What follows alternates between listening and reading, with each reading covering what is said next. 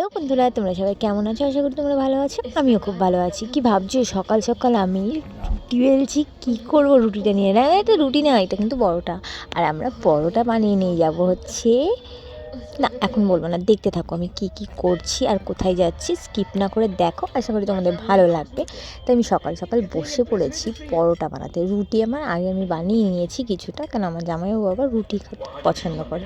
আর আমাদের জন্যে আমরা বানাবো হচ্ছে পরোটা। তো এখন আমি বেলছি পরোটা। তারপরে এই দেখো আমার দিদির মেয়েটাকে দিয়েছি স্যালাড কাটার জন্য, কিন্তু শসাটাকে কাটছিল এমন করে, অর্ধেক খোসার মধ্যেই ছিল শসাটা, মানে শসা কাটতেও ঠিকমতো পাচ্ছিল না। তাও যাই হোক কেটেছে।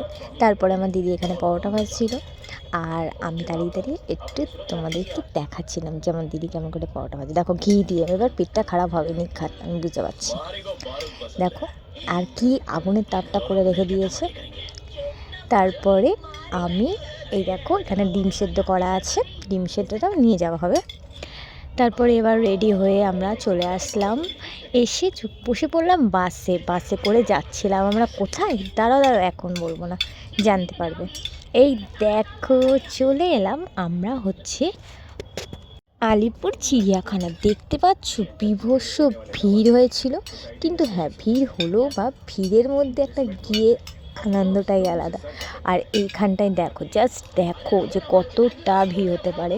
তার জন্য সামনের গেটের একটা ফটো বা ক্লিপ কিচ্ছু নিতে পারেনি, প্রচণ্ড মাত্রায় ভিড় ছিল। টিকিট কাউন্টারে বুঝতেই পারছো, অবশ্যই এখানে অনলাইনেও টিকিট হচ্ছিল, কিন্তু অনলাইনে আমরা করিনি, আমরা টিকিট কাউন্টারে দাঁড়িয়েই টিকিটটা কেটেছিলাম। তারপরে আমরা ঢুকে গেলাম হচ্ছে চিড়িয়াখানার ভেতরে। তারপর দেখো কি সুন্দর লাগছে। এবার আমরা ঘোরাঘুরি করে নেব। এই দেখো এখানে সবাই বসে বসে টিফিন করছিলাম, তা আমরাও একটু টিফিন করে নিলাম। এই দেখো কত ভালো লাগছে না পুরো দৃশ্যটা, কি ভালো কি মজা লাগছিল। তারপরে আমরা টিফিন করে নিলাম, পাউরুটি, ডিম, কলা, দই, মিষ্টি এইসব দিয়ে টিফিনটা, হালকা টিফিনটা সেরে নিলাম। তারপরে আমরা বেরিয়ে পড়লাম আবার বাঘ সিংহ দেখার উদ্দেশ্যে। এবার আমরা হাঁটি হাঁটি পা দিয়ে চলে যাব হচ্ছে দেখতে, কি কাকে, বাঘ মামাকে। এই যে বাঘ মামাকে ফার্স্ট আমরা দেখলাম বাঘ মামাকে। তারপরে দেখো তোমরা দেখলেই বুঝতে পারবে, এখানে ছিল বাঘ মামা, কিন্তু ভেতরে ঢুকেছিল, তাদের ঠিকঠাক দেখা যায়নি, পরে দেখা গেছিলো যে ওখানে শুয়েছিল। তারপরে গেলাম হচ্ছে পাখিতে। আর কি সুন্দর সুন্দর পাখি, মানে পাখিগুলোই জাস্ট আমরা সুন্দরভাবে দেখতে পেরেছি সত্যি কথা বলতে। আরও অনেক পশু দেখতে পেয়েছি, কিন্তু ঠিকমতো ক্লিপগুলো নিতে পারিনি, কারণ প্রচণ্ড ভিড় ছিল। সেগুলো তোমরা আমার ফেসবুক ফটোতেই দেখে নিতে পারবে আরও ভালোভাবে। তাই এখানে দেখো, এখানে কত বড় বড় পাখি, আর কি সুন্দর লাগছিল পাখিগুলো, কি বলবো তোমাদেরকে। তা দাঁড়িয়ে দাঁড়িয়ে আমি একটা ভিডিও ক্লিপ নিয়ে নিলাম। নিয়ে নেওয়ার পরে তারপরে গেলাম হচ্ছে, এই দেখো এটা হচ্ছে বগের জায়গা।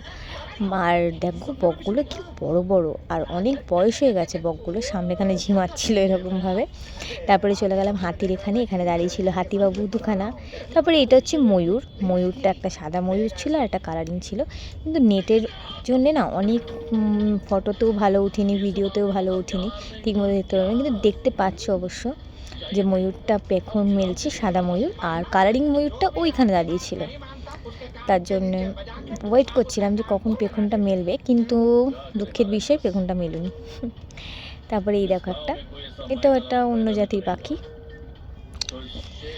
আর এই দেখো এখানে ছিল হচ্ছে সিংহ মামা, কিন্তু সিংহ মামাকে দেখতে পারিনি।